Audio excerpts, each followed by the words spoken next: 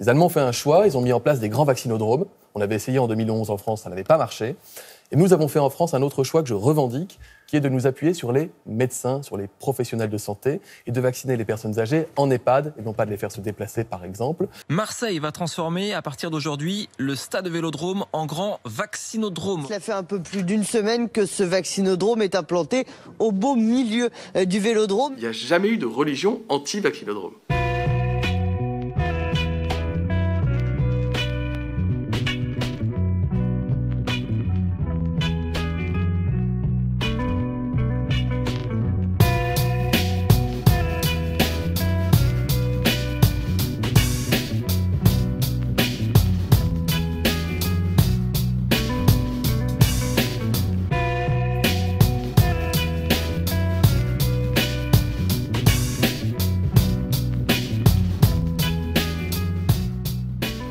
Les Allemands ont fait un choix, ils ont mis en place des grands vaccinodromes.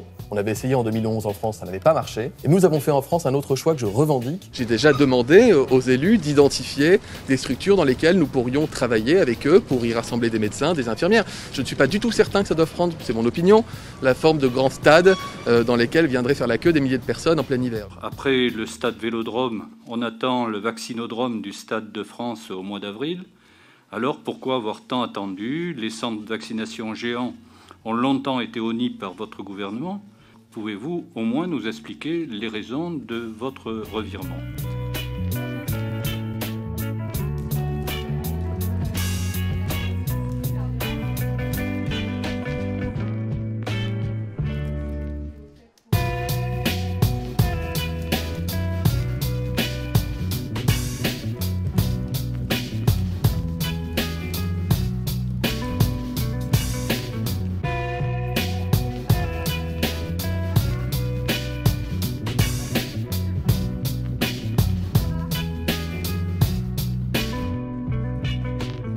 Il n'y a jamais eu de religion anti-vaccinodrome.